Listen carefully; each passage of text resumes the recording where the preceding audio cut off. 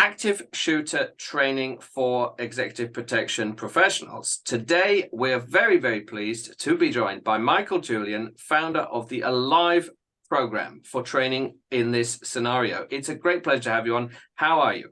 Doing great, Phelan. Thank you. Well, John Moss and myself, we're very keen to get into this. Obviously, there are some current affairs that are noteworthy, but one of the key questions, especially that came up on the Bodyguards for Kids initiative that we all supported, was how does this affect protectors? So why don't we start our three quick fire questions? What is the problem that we're trying to solve with this training? That's a big question. Well, there's a few problems we're trying to solve. First of all, what's very different about my program than so many others out there is everybody teaches run, hide, fight, which is great. I do something similar. However, that's all they teach. They teach the physical functionality of running, hiding, and fighting.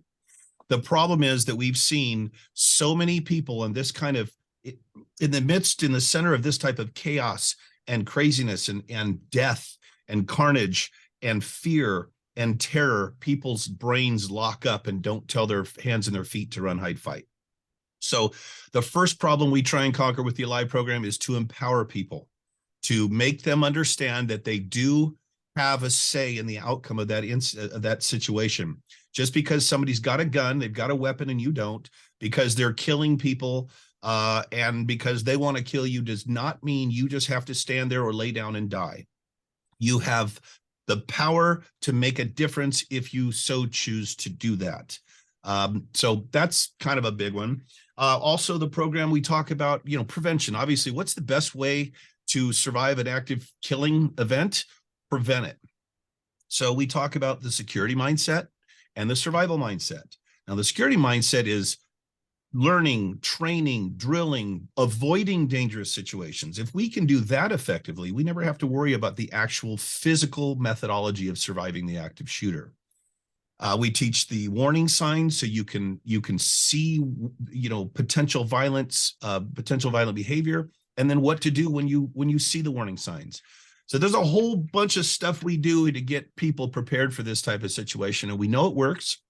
I've got a survivor of the Las Vegas massacre at Mandalay Bay, a woman named Liz Moreno, who took my class in 2014 and contacted me after that event and said, "Hey, your training saved my life, because when it happened, I knew what to do." So, and I won't put my competition down, because almost any training is better than no training. I don't like the guys that scare their audience by not letting them know their buddy's coming through the back door to act like an active shooter to scare the hell out of them. So that's irresponsible. But just about any training is better than not having any training at all. No, perfect. And then I guess obviously we're very grateful to have you on. But where does your passion for this come from? My passion, that's a great question. I will be very, I will put my ego aside and let you know that it comes from purely selfish reasons, because I had anger and anxiety and angst, and I was literally just pissed off because I was watching good people die at the hands of bad people. And I was watching their reactions, and it was like watching a horror movie. I'm like, don't open that door. What are you doing? The bad guy's behind the door. They were doing the wrong thing, or they were doing nothing at all. And I was thinking to myself, what are you doing? Why are you doing that? But they didn't have a father that was military and law enforcement that taught them about situational awareness and being prepared for situations and taking action. And I thought, well, I need to resolve this feeling I have, because I don't like being helpless.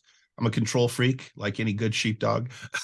I don't like being helpless, and I don't like seeing other people hopeless. And I decided I was going to do something about it. So I started looking at other programs, and I thought that all the other programs, there was something missing, or I disagreed with something. And then I just decided to create my own. And I created the Alive program. And Alive is an acronym that I took about 2 days to figure out, because I thought Alive was a really good acronym, but then I had to go with the words, and it stands for assess, leave, impede, violence, and expose. And the leave, impede, and violence are parallel to run, hide, fight. Okay. Well, that's paints a wonderful picture that I think a lot of people could relate to, hopefully. But for the uninitiated protector, let me do a slight nuance on that. Of course, lots of protectors will, of course, have an idea about active shooter situations. What about the protector that doesn't quite understand how it affects them? Because it's not necessarily an executive protection environment. What should they better understand? Well, I've had so many executive protection, professional students, because part of what we teach is situational awareness, being proactively reactionary. We talk about recognizing the warning signs of impending violence. So, and then one of the things I talk about is, I make the parallel of when we were younger and we were learning how to drive, we were taught defensive driving, which is simply, looking around to see what drivers may not be paying attention or might be doing something that can hurt us, so we can prepare for and avoid that situation.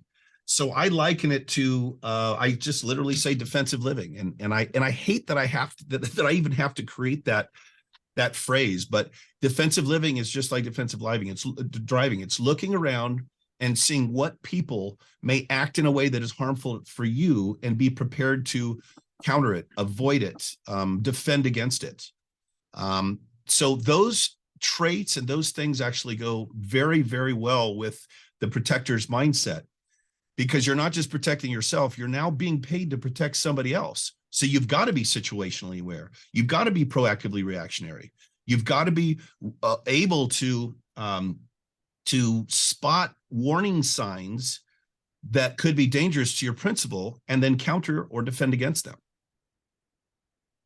I agree, Michael, 100%. In my opinion, if you're a protector, then this is important to you, regardless of whether or not this is something that you face every day, whether you assess that your client, is vulnerable. It doesn't really matter. As protectors, we care, as you just said, about keeping people safe. And so this has got to be on our radar. But, beyond that, I see how the elements of the training, of the mindset, and of the planning and the procedures that you would put into place to combat this, it's totally transferable to what we do. And I just kind of wanted to delve into that a little bit more deeply. You've mentioned your Alive program and briefly, ran through the acronym and what that stands for. But, I think I'd just like to pause here and delve into that a little bit more to give the listeners an idea of what it is that you've created. And also, you referenced the run, hide, fight model, and, how that differs, why you created Alive on the back of that, what wasn't working with run, hide, fight, if that's not too many questions to throw at you all at once. Let me start with the last one first, because I have a short memory. So you'll probably have to refresh my memory on the first part. The last one, very, very good question, and very simply put, look, Run, Hide, Fight was made 25 years ago after Columbine. The government created it. They made a video. They've since, thank God, updated that video, because there was all kinds of problems wrong with it. But they nailed it. Look, it's like stop, drop, and roll. Okay, you're going to remember it, and it's the three basic things you need to do. So Run, Hide, Fight, it was the first version of active shooter survival. And we know the first version of anything is never perfect. Nobody gets it right the very first time.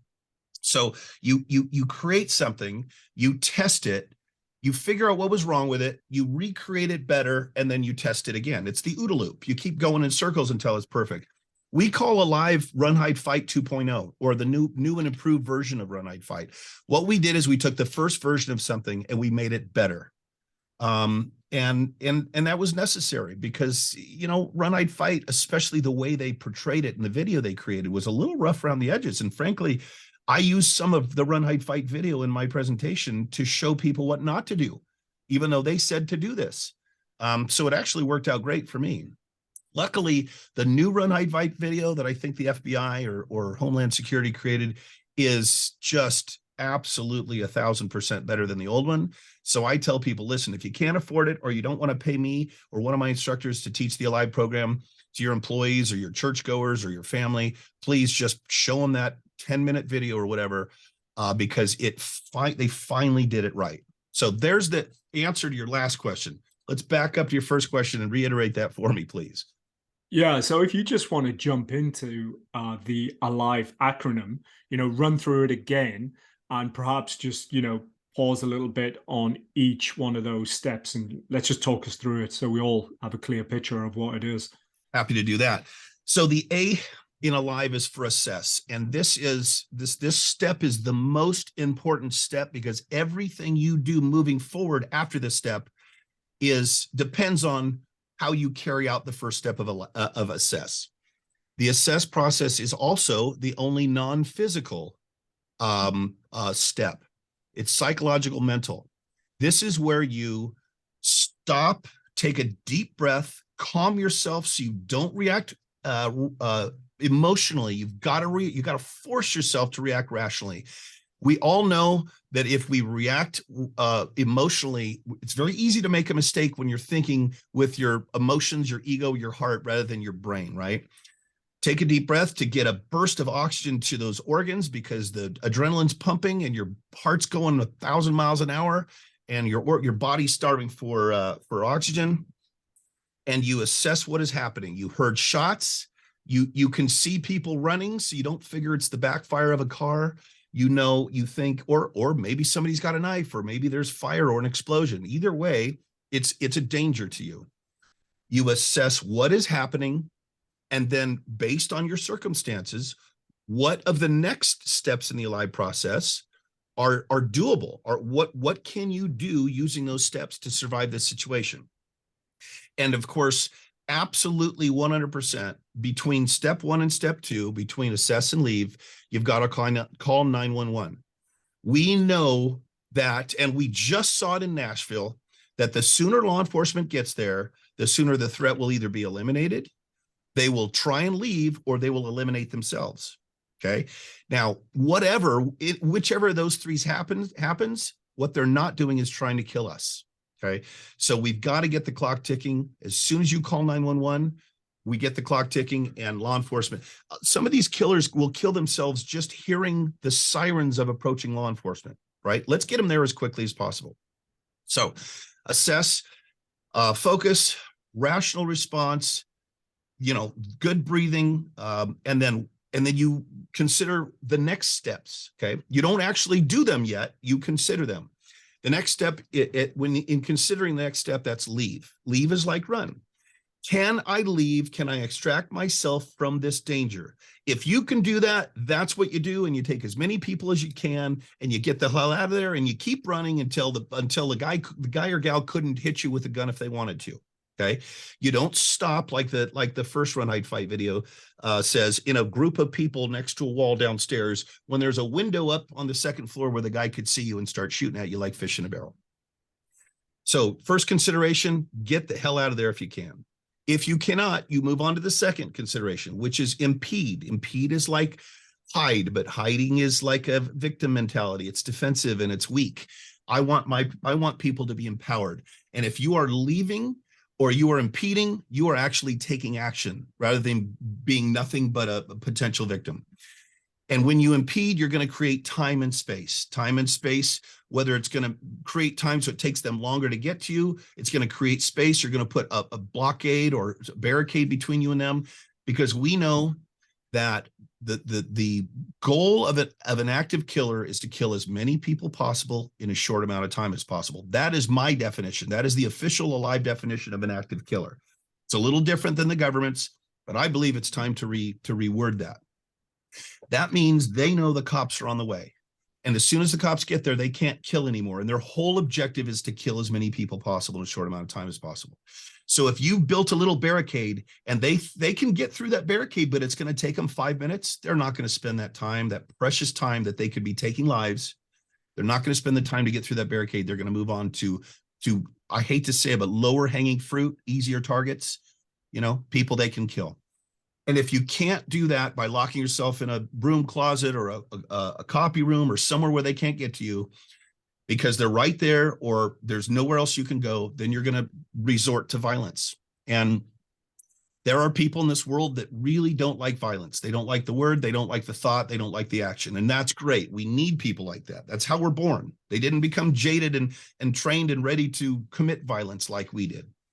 But now they're going to have to, because if it's between you going home to the people you love or you dying right where you are, and the thing that's going to differentiate those is committing violence, then you have to commit violence. And when I say commit violence, I mean with extreme prejudice. You don't just try and, I had a person say, well, can you just hit them in the arm with the fire extinguisher so they can't hold the gun anymore? And I said, well, they got two hands. So how about if we just hit them over the head so hard that they don't wake up for a day? You've got to do this with every ounce of your being, because if you don't, you could die that day. And another part of the problem, the reason people become paralyzed is because they're thinking of their loved ones and seeing their faces and thinking, I'm never going to see them again. And it's debilitating. It will paralyze them. So you can't do that. And then the last consideration is to expose your position carefully for two reasons. One, just because you haven't heard shots in a while doesn't mean the shooter's not still there. There may be a second shooter. They may have been reloading. Maybe they walked somewhere to find people and came back. Or you may take off running and run around the corner and start a law enforcement. Maybe the SWAT team's coming in and they don't know you're the good guy and they shoot you, which has happened. So those are the assess process kind of spells out the rest. You're going to consider those, and then you're going to choose which one you can do. And you go with leave first, impede second, and violence is the last resort. Yeah. So as soon as you started talking about assess there, I immediately made a similarity to medical training. And, the first thing you have to do and as soon as you come across any casualty, is there any further danger to myself or the casualty before you step in, before you get involved? And we like to say in the UK, we take a condor moment and stop and assess. Now, what I not always, but, more often than not, observe in a training situation, which will then obviously carry through into real time, is that assess moment, which, as you've just outlined, is absolutely crucial. But in training, it literally becomes a sentence that we say, is there any further danger to me or the casualty? You're asking, the trainer, they'll tell you yes or no. You then proceed. And you're not actually, training, those neural pathways and, firing. What can you do in the assess period of the training? And I'm asking you about that one particularly because I realize how important it is, to get that real-time training so that when you are in that situation, it will kick in.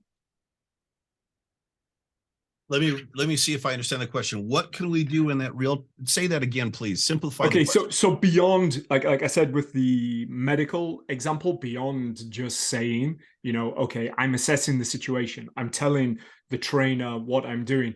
What are the mechanics of actually learning, to get yourself calm. Like you mentioned breathing, and I totally see the point of that. And I think a lot of us are much more aware of breathing as a concept now rather than just an automated function, but I'm not so sure that there's still many of us practicing it, so if there's any techniques or just the process itself, if there's anything you can speak to there in that assessment period for getting a calm head. Sure. Yeah. And if you've ever heard Lieutenant Colonel Dave Grossman speak, then you know how important breathing is to your survival and being effective to defend yourself or whatever. So I talk about, there's a reason why I tell people, and I say, I want you to pay attention to my hands. And I say, I want you to think when you start to assess, you realize what's happening, take a deep breath and you exhale as you bring your hands down. And I want this visual to be a funnel of all of the crazy thoughts and craziness and chaos and fear funneling down and coming out as stone cold, rational, concentrated, focused thinking. You take a deep breath to get that. Well, it's kind of a trick. If I tell people you've got to take a deep breath, it's going to center them. And this is kind of centering as well. If they're centered, they're not distracted by the pictures of their loved ones, their children, not walking their daughter down the aisle, not seeing their son graduate from college, all of the things that will literally send you into a tailspin psychologically and take your concentration away from survival. So I talk about taking a deep breath and basically focusing. Now, one of the exercises that I do for everybody in our program is I call it the visualization exercise, and I will literally walk them through a scenario familiar to them, and I call that being proactively reactionary, which is it's like jumbo shrimp. They don't make the two different words that mean the opposite thing. Being proactively reactionary is proactively before creating your reaction, which will come after. So you're literally in your mind. I tell everybody, okay, close your eyes. And I walk them through this journey of picture yourself where you work 8 hours a day, sitting at your desk or you standing wherever you are. You spend a lot of time. Now, all of a sudden you hear pop, pop, pop, and you visualize that coming from where it would likely come from if somebody had a gun and they were coming into the building. Now we're going to go through the assess process, and we go through all 5 steps. And then I walk them down that journey with their eyes closed, imagining, visualizing that scenario in their mind based on where they spend time, because I don't know where they spend their day. They do. So I literally train them how to react based on a scenario. Then I back up and I say, now let's do the same scenario, but instead of the shots coming from there, which means you had a path to leave there, now it's coming there and they're blocking the exit. What are you going to do? Now you have to impede or commit violence. If people are and by the way, I talk about, and my book is called 10 Minutes to Live, Surviving an Active Shooter Using a Live, because based on my research, before it was 99%, but now after Nashville, it's 98%, because that one took 14 minutes. But all of the most serious active killing events in history were over in 10 minutes or less. Virginia Tech, Las Vegas, 10 minutes exactly. 69% of them are over in 5 minutes or less. What does that mean to us? That gives the intended victim hope, knowing, hey, it's going to be over soon. So you focus on the finish line. You focus on the prize, and that is survival. So I'm literally telling people what to focus on, that don't worry, just last a couple more minutes, because statistically speaking, that means they're going to survive. I'm telling them to focus on things that will keep them alive, not focus on things that will get them killed by paralyzing them because they think, well, he's got a gun. I'm never going to see people again. I just saw someone else get killed. I'm going to die today. And there are multiple examples where people have just resigned themselves to perishing that day because of fear and paralysis, because of the intensity of the emotions and the stimulus coming in. The mosque in New Zealand is the perfect example. I show that video in my program. Those people literally walked over to 2 separate corners, laid down face first, and waited to die. And you cannot do that. You must take action. I hope that answered your question. Yeah, totally. And actually really well. I have to say, the image and the technique of the funnel, it's incredibly powerful. I actually went through that as you were talking it. And I could feel, how you can compress and squeeze down and really get on top of, all of this that's going on. And I haven't, in this moment, sat here, with yourself on this podcast. I haven't got nearly as many things to be thinking about. But even in, with that short example, I was able to feel that's really great. Good. I think there's a lot that people can take away from that. Right. So, okay, you did a great job there of encapsulating all the emotion, the whole drama of being in a situation like that, and your final point about the time. It's not really something I'd heard put across like that before, and I think that's a really interesting way to look at it.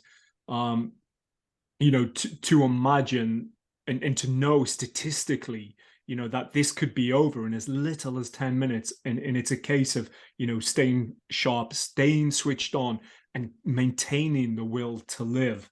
I mean, if you've never been in that situation, I don't suppose you can really relate. You need somebody like yourself to be able to spell that out. And I thought that was really powerful.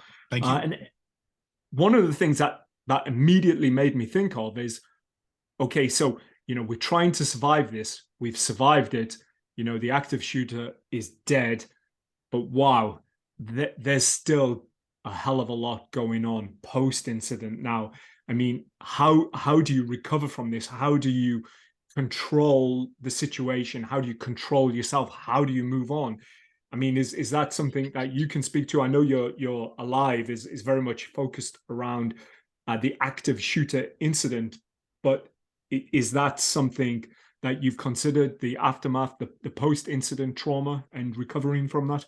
I have most definitely considered it, but would never consider myself an expert enough to try and teach other people in that regard. But I will give you my personal non-professional perspective on that. This type, and it goes back to a perfect example. A good friend of mine, this great big guy that's been in security his whole life, was at the Las Vegas Mandalay Bay massacre. He and his buddy were there with his buddy's wife and 2 other girls. And his buddy was a combat Marine. And as soon as the shooting started, he told my friend Matt, "Hey, watch the girls." And he started running towards the sound of the gunfire, which wouldn't have done him any good. He never would have gotten to Stephen Paddock. He couldn't have gone up 33 stories, to get to him. But that was his instincts. And that's one, sheepdog mentality that honestly I think is too much, because he might have gotten himself killed. He didn't have enough information to effectively carry out some kind of, attack on this guy. But Matt saw carnage and killing and blood and death and maiming and all of these things because he was right there. And he was devastated. And this is not some weak-minded, weak-bodied guy. Both of those guys were affected for a long time after that. So it doesn't matter who you are, unless you just don't care about human beings. Anytime you're experiencing something like this, there is going to be some after effects that can be very damaging. PTSD 100%. I mean, he still, when he hears, several loud pops, gets a little bit, anxious. So when it's over, I don't know if you're talking about immediately once the shooter's down, or you're talking about for months or years after that. It's going to be a road, a journey to come back from that to normal, if there is such thing as normal after experiencing something like that. So I would implore anybody to get some kind of counseling, and just preferably a group counseling with other people that were there, to talk about what happened and get that energy out, because it's debilitating. It'll eat away at you. I knew guys that were in combat that didn't necessarily kill somebody, but they were in combat and they're still affected by it. And that's what it is. Honestly, it's combat, except you really can't fight back. But it's a very similar situation. So as far as afterwards, being very careful and taking care of yourself, because it will screw up your mind, I think, if you don't take care of it. Yeah, I think that really emphasizes the point about doing everything that you can when you have the opportunity as well in the moment, because this is the thing, especially if you consider yourself an able person, i.e. somebody, with knowledge, experience in the situation, somebody who believes that, that they could do something, that they could affect the outcome. You want to know that you did everything that you could do in that situation, and you're not left questioning yourself, because I know that, just as you described there, with that case study, we are big guys, we might have egos, but we're our own worst critics, and we will destroy ourselves if there's any questions left unanswered, or that we felt we could have acted better. Oh yeah, definitely. Oh, one more. I'm sorry, Phil.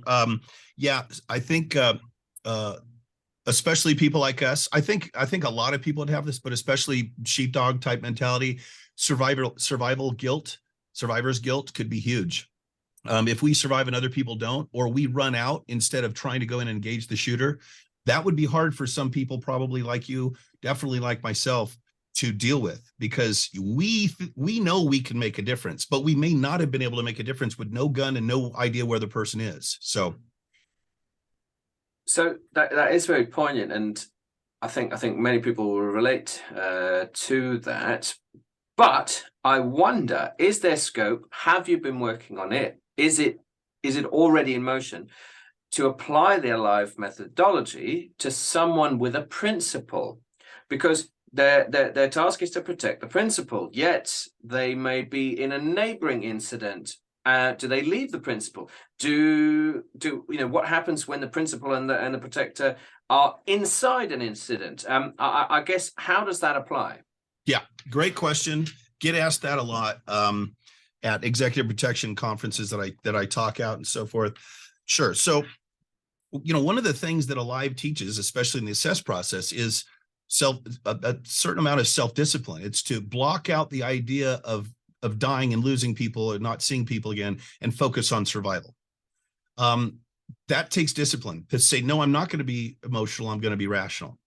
It takes the same discipline for somebody that might automatically, like a combat Marine, say, stay here and run towards a source of, danger that you don't even know where it is or what it is, and go, okay, I've got to focus on the mission here. Now, the mission of a paid executive protection agent is to protect their principal and or the principal's family, whoever they're assigned and designated to protect. I use the scenario of, let's say, your RST or EP, and you take the principal's kid to school, and you wait outside till the kid's done. You're sitting there, you're reading a book, whatever. You still got 3 hours till the kid gets out of school, and you start hearing shots. You run into the building, and I'm not going to tell other professionals, I'm not going to presume to be the one and only expert. I will just tell you what my opinion and my belief is as far as your duty. If you're paid to protect somebody, then you need to protect them first and foremost. And this may not be popular, especially with the parents of the other kids, but you go into that school, you find the kid you're paid to protect, and you get them the hell out of harm's way. Now, if you can do both, if you're running into the school to protect to get the kid out, and you run up against the shooter, then you take them out, obviously. But my opinion is your duty is to your principal, and that's what you take up for, deal with first. But some of the other stuff I teach, like being proactively reactionary. What about if you're sitting there, RST or EP, and you got time to kill? You start going through the scenario, the visualization exercise in your mind about, what if my principal and I are where, or at where he's the CEO, and there's a shooting? What am I going to do? And you start thinking about these scenarios. You walk through the problem and the solution in your mind, because let's face it, when's the worst time to create a plan? When you need the plan. The visualization exercise prepares you and gives you a plan so that it's not the subconscious you got to bring to here. It's right there and ready to go. So the protector, obviously situational awareness. We have got to be situationally aware so we can, the best way to protect your client or principal is to keep them out of harm's way rather than getting them out of harm's way. Okay. I don't want to be in a situation where I have to shoot my way out. I want to avoid that altercation altogether. Visualization, being proactively reactionary, creating your plan. But it always comes down to taking care of your principal first. And if you can do that and then be a hero, then great. But I would never tell somebody to go just be a hero and, go find the shooter, because you've got somebody you're assigned to protect. You got to protect them first. Yeah, it's a tough call, but I think many people will see that line of thinking. And then I guess because we have people listening from the US, but also the UK and other places, why, and maybe this is just me offering up a sacrificial question for you, why do you think that, let's say in the UK, they like to say run, hide, tell instead of run, hide, fight? Why? I mean, I know you can't be inside their minds, but why do you think that exists as a concept? I had a Silicon Valley, very progressive, new age, love the world, potential client contact me. They were $1 billion company. They wanted my training, but they said, we don't allow violence in our culture. We don't even like to say that word. So could you rearrange it and call it run, hide, tell, and not actually teach the violence part? And I said, well, no, I won't do that. And I said, and if you have somebody else do that, you're irresponsibly treating your employees, and you're setting them up for failure. Now, I can talk about the fact that guns are not the big issue in the UK. It's more edged weapons, and there's more people killed, murdered with knives in London than there are people murdered with firearms in New York City. So, edged weapons are a problem in the UK. But I've got instructors in Canada that don't deal with guns. I've got instructors in Australia that don't deal with guns. They teach active threat survival. And the methodology will work no matter what the threat is. It's countering violence. It's surviving violence. It doesn't have to be a gun. It just happens that's what happens in America because we have so many guns, and the guns are woven into our culture, our society, because we had to break away from the British so many years ago and said we're never going to allow that to happen again. So run, hide, tell you're dealing with violence. YouTube had that shooter, the female shooter 3 or 4 years ago, and they were very much a non-violence type of culture. Their people, thank God law enforcement was so good at what they did, because they really saved the day on that one. But their people were not prepared to commit violence against somebody else. And just because you don't want violence in your culture, that's fine. But what if somebody outside your culture brings it to your culture? Are you prepared to survive it, to counter it, to deal with it, to react to it? So I'm sorry, but I will not support taking, and in fact, since Uvalde, it has become kind of an industry understanding that it's time to rethink Run, Hide, Fight, because Run, Hide, Fight did not emphasize enough of the fight part of it. And they say do it as a last resort, which I agree with. But if you have to do it, you do it. And I'm saying with the intent to kill that person. Now, you don't have to kill them. If they're no longer a threat, you step back, and that's fine. But, my dad he taught me, if you ever need to punch somebody in the face to defend yourself, don't aim for their nose, aim for the back of their head. You're going to punch through their face so that you do so much damage that they are no longer a threat. If you are going to try and save yourself and others by committing violence against somebody, you just have the intention and the commitment to doing whatever is necessary, including taking their life if you have to. You don't have to. The commitment can stop when there's no longer a threat, but you've got to be willing and able, mentally and physically, to make that happen. Did that answer your question? Yeah, and I've seen you put that argument across before. So that's why I sort of termed it a sacrificial question, because I think it's an important part of the debate. And one thing that just occurred to me as, let's say, a layperson, a lot of these attacks, at least in the popular press, seem to be with a long gun. Now, a long gun in an enclosed space. Maybe this is a question for some sort of martial arts, podcast. I don't know. Do you think that there's something a little bit different about tackling someone with a long gun than another type of weapon? Is there something people could look into? Well, one of the things we teach in the Module B, which is the scenarios and simulations portion of my program, is how to basically disable a gun, whether it's a handgun or a long gun. And yes, long guns are used more often than not, but many times there's a long gun and a short gun as a backup. In fact, this person in Nashville had 2 AR styles and a handgun. When I talk about a shooter coming through a door, if they've got a long gun or a short gun, and you're going to control that, especially if you're going to swarm as a group, you got 2 or 3 people lined up ready to go, you're going to control the trajectory of that round. And honestly, based on what I teach, I want to put that muzzle down and literally grab the action of that weapon. And I hope they pull the trigger, because that round is going to hit the ground and ricochet and go somewhere else and not hurt somebody, because hopefully they shouldn't be in front of the person anyway. And I've now stopped the action of that weapon from putting a new round into the chamber. And it's a piece of metal. Unless they're able to clear that jam, which is not easy to do, you're just now fighting over a piece of metal that's not going to hurt you unless they can clear that jam. So I lost my train of thought. Tell me what was the question again?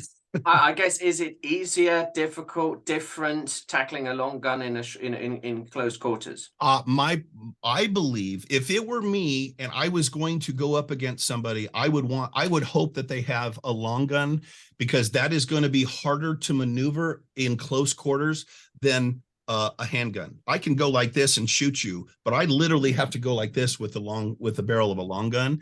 And if there's a long gun, I can wrap that thing up and grab it and squeeze it, and they're not getting, believe me, I'm going to be kicking them in the shins and in the groin and in the knees and everything like that. So my personal preference would be, I hope they have a long gun, but either way, if you know how to do it, and we teach how to do it, you can disable that weapon, and then it's just you against them. They don't have superior firepower any longer. Michael, I just want to briefly look at technology before we conclude this. Obviously, a lot of what we're talking about here, is our own physical capabilities, what we can do. But I'm just interested to hear your thoughts on technology currently as it stands, where the gaps are. What is technology failing us? Are we not using the technology that's available? Is it simply that a lot of schools in places where we see active shooters opt not to implement the technology for various reasons? Great question, John. Thank you. Okay. I tell people there's two things that have to happen to change this phenomenon, this situation we're dealing with. Training and physical security apparatus. Okay. Training clearly is what I do. That's what I want everyone to have. As far as the physical security apparatus, there's so many things we can do. The easiest thing that we can possibly do is just change the damn door handles on doors to have it so that you can lock it from the inside. We're talking about broom closets, storage closets, copy rooms, classrooms, offices. If you can lock it from the inside, they're not going to spend 2 or 3 minutes trying to get through that door. Also, there's shot detection. There's great shot detection systems out there, like Eagle Technologies has one. In fact, by the way, I don't know when this is going to air, but ICS West is this week, and I'm going to be in Vegas for that. They have all of the best technology for active shooter at ISC West. Shot detection, different kind of notification systems for campuses, ways that law enforcement can get alerted immediately, and then have a schematic of the inside of that building that their guys can be walked through as they're going through that building. So there's really a lot of good technology that is not being used, that needs to be used. And look, in the 74 years or whatever it is since the federal government mandated fire drills in every school, public and private, throughout this country, there hasn't been a single kid killed in a school fire. And do you know that to build a new building, a third of the budget has to go for sprinklers and fire this and fire that? Simply start building and updating buildings with the kind of very simple and inexpensive security apparatus that we need to create time and space so that killer cannot get to you. So yeah, there's a lot of things we can be doing that we're not doing, and we need to be doing it. Look, if budget is a problem, you can go on Amazon and get one of these things for about $9. Every single classroom in America can afford a $9 thing where you put in the door and this sucker will stop that door from opening. Okay. $9. I sell the Bolo stick, which is $70 and extremely effective. And $70 is way cheaper than $200 or $300 that some of these, but anti-intrusion, shot detection, early warning, notification systems, that's all technology that we can be using.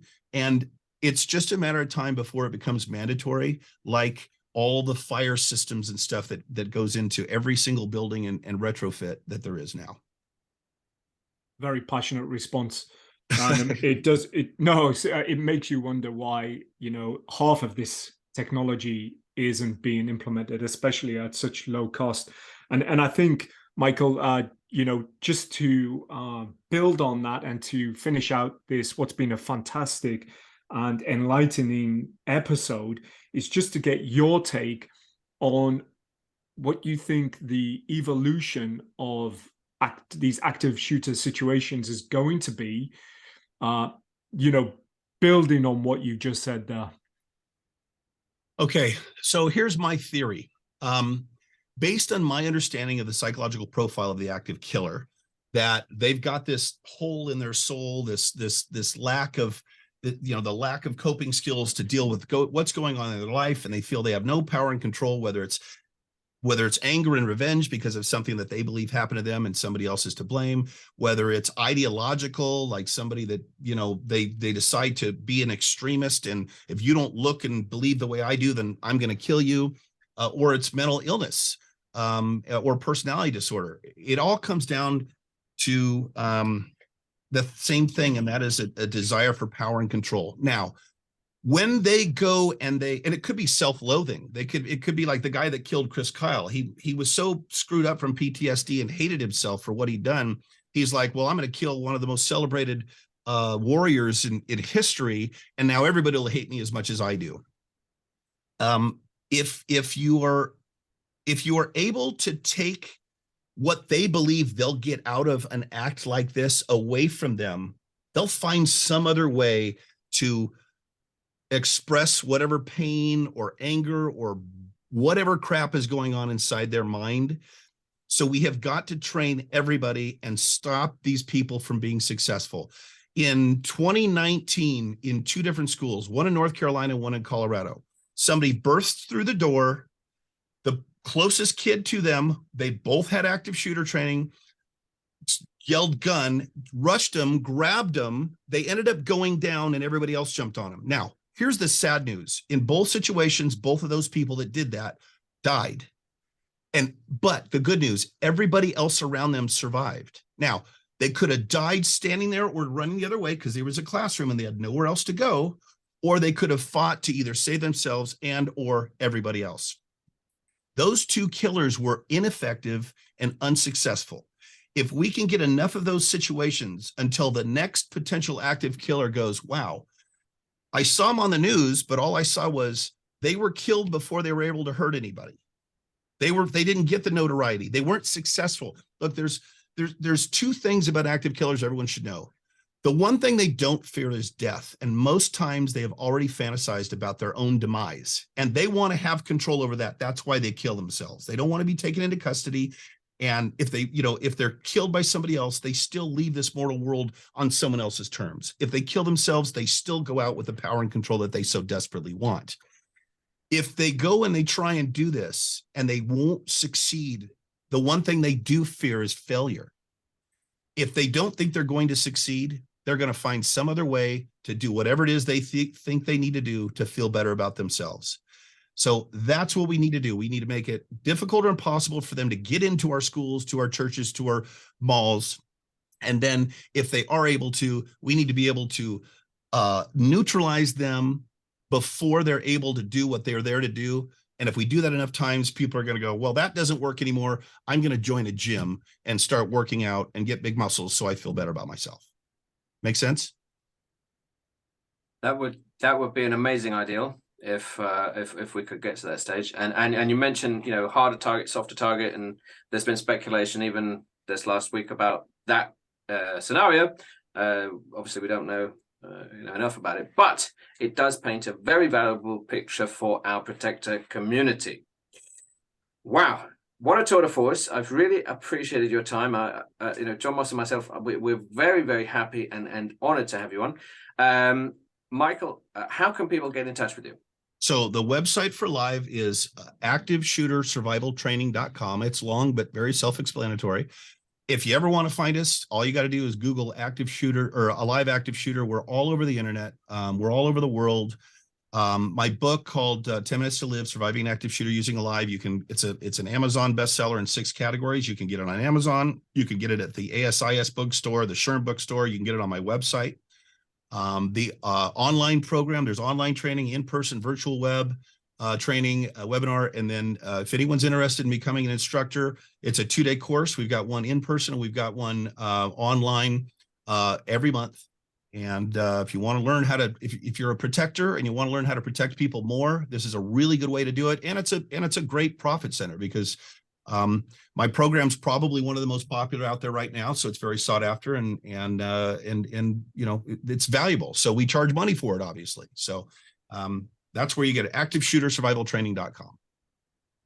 We'll put all of this in the show notes as well. So if you're interested in anything that Michael offers or just want to find out more, just go to the show notes and we'll have links in there to everything. Awesome. That we will do. Well, thank you ever so much, Michael. It's been a pleasure having you on, looking at active shooter training for the Protector. From John Moss and myself, this has been an exceptionally special and fantastic edition of the Circuit Magazine podcast.